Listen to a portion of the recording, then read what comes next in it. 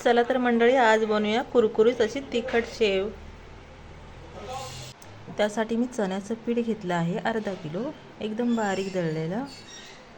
आता आपल्याला थोडीशी हळदी, 1 चमचा मिरची पावडर, चवीपुरतं मीठ, आता याला मिक्स करून घेऊया।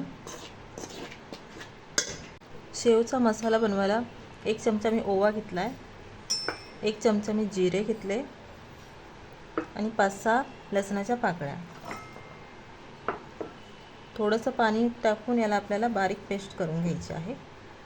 आता आपल्याला चाळणीने गाळून घ्यायची आहे।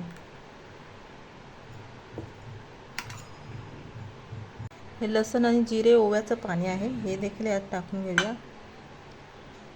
आणि साधं पाणी टाकून आपण चांगलं याला पीठ मऊसूत तसं मळून घेऊया।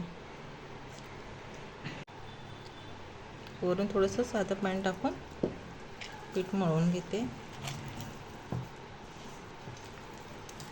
साचा भरून घेतला आहे, आता शेव आपण काढून घेऊया। तेल चांगलं कडकडीत गरम झालं आहे, आता आपण याच्यामध्ये शेव काढून घेऊया।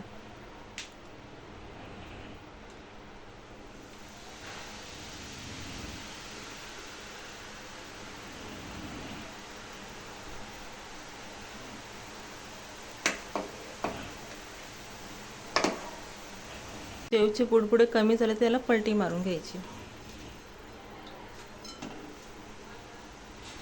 चला आता याला काढून घेऊया। बघा, कुरकुरीत शेव तयार झाली आहे। शेव आपली तयार झाली आहे, बघू शकता। भेटूया पुढच्या रेसिपीमध्ये।